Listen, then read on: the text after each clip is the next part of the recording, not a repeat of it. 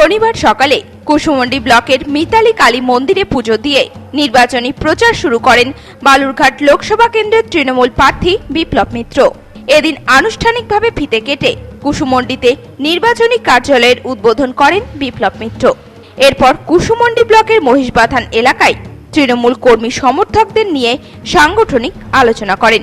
এদিন উপস্থিত ছিলেন জেলা পরিষদের সহ সভাধিপতি অম্বরীশ সরকার, জেলা প্রাথমিক শিক্ষা পর্ষদের চেয়ারম্যান সন্তোষ হাসদা, কুসুমন্ডি ব্লক তৃণমূল সভাপতি করিমুল ইসলাম, কুসুমন্ডি বিধানসভার বিধায়িকা রেখা রায়, কুসুমন্ডি ব্লক সাধারণ সম্পাদক রেজা জাহির আব্বাস সহ অন্যান্য তৃণমূল নেতৃত্ব। এদিনের এই আলোচনা সভায় তৃণমূল প্রার্থী বিপ্লব মিত্রের হাত ধরে মহিষবাথান এলাকার প্রায় 50টি পরিবার বিজেপি ছেড়ে তৃণমূলে যোগদান করে। পাশাপাশি এদিন কুসুমন্ডির সরলা এলাকায় ঢাক বাজিয়ে সাধারণ মানুষদের সঙ্গে জনসংযোগ ও পথসভা করেন প্রার্থী বিপ্লব মিত্র। সেই সঙ্গে কুসুমন্ডি বিধানসভার আদিবাসী এলাকার মহিলাদের সাথে কথা বলেন তিনি। এরপর দুপুরে তৃণমূল কর্মী সমর্থকদের সাথে নিয়ে মধ্যাহ্নভোজন সারেন তিনি। এই প্রসঙ্গে তৃণমূল প্রার্থী বিপ্লব মিত্র জানিয়েছেন,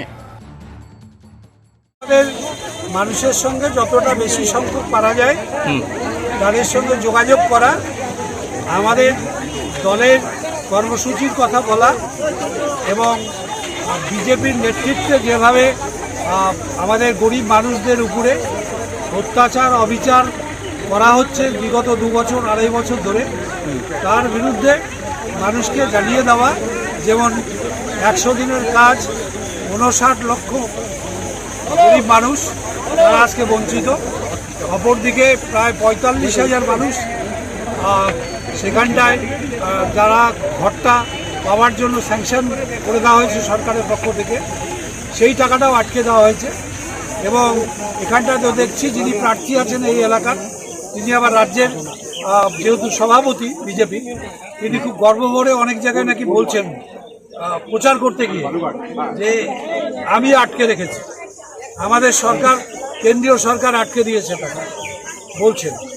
তো এটা আমি জানি না কিভাবে ওনারা বলেন মানুষের সামনে প্রচার করতে গিয়ে, আর মানুষ তাহলে ভোটটা ওনাকে দিবে কেন? যদি গরিব মানুষের টাকাই আটকে দেন উনি কেন্দ্রে বলে, তাহলে কেন গরিব মানুষগুলো কেন ভোট দিতে চাইবে? সুতরাং সেটাও আমরা বুঝিয়ে বলছি মানুষ। এই যে ধীরে ধীরে বিজেপির থেকে সরে আসছে লোক, সিপিএম থেকে বা বামফ্রন্ট থেকে সরে এসছে, এগুলো একটা প্রমাণ। এগুলো আজকে প্রায় 50টার মতো পরিবার কম বেশি তারা যোগ দেন। কেমন সাড়া পাচ্ছেন দাদা এলাকায়? এমনি তো ভালো সাড়া, সমস্ত জায়গাতেই। আমি তো কয়েকদিন ধরে ঘুরছি সমস্ত জায়গাতে প্রার্থী হিসাবে।